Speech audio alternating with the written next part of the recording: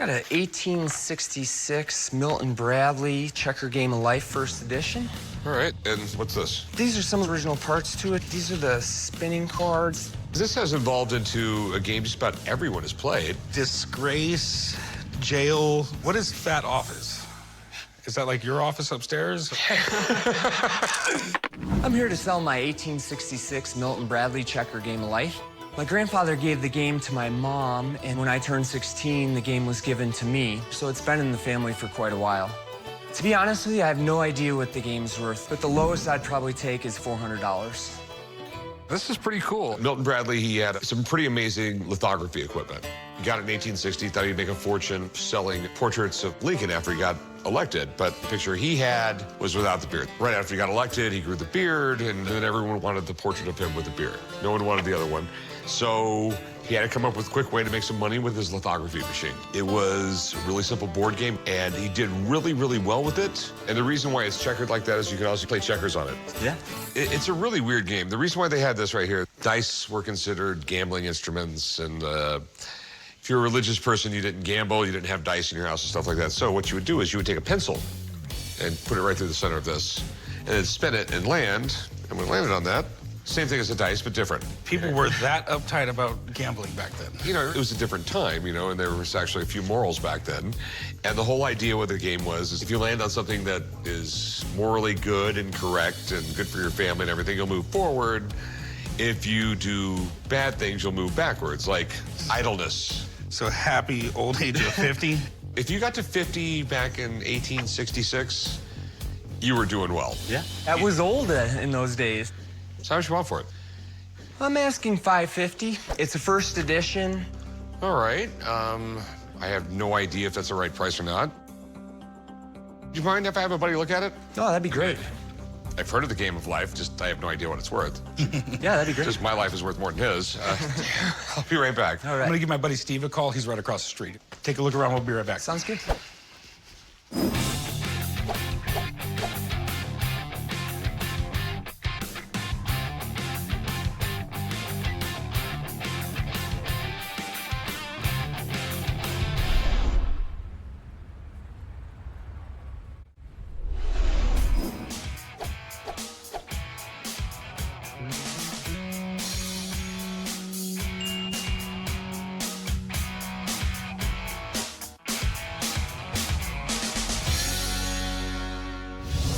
I have a guy here in the shop who wants to sell his 1866 edition of Milton Bradley's The Game of Life. This is a cool piece of Americana that I would love to have for the shop, but the seller wants $550. So I've called in my toy and game expert, Steve, to make sure that price won't have me losing at The Game of Life.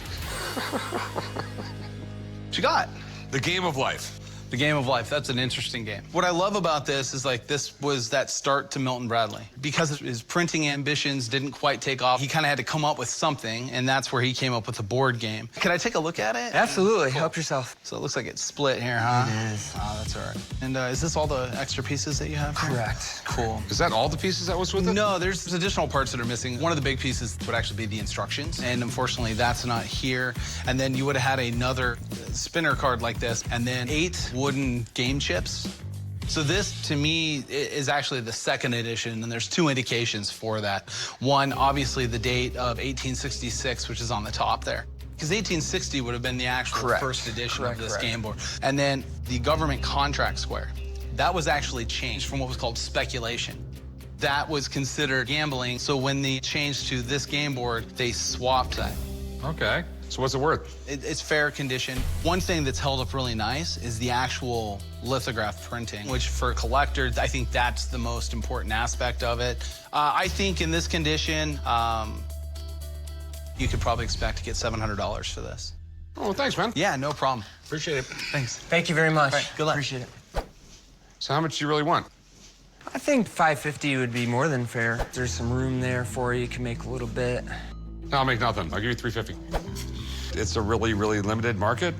I think I would have to probably get $450 for it at least. I'll give you $400. If you meet me in the middle at At $425. $400. I'll play along with this. Okay, 300, 400, 500. You're my hooker. I'll give you $400 if you want it. Anything else don't make sense. Yeah, I think we can do that. All right, cool, man. Thank you. Meet me right over there. We're gonna do some paperwork. You got it. All right, game of life, winning. Corey, losing.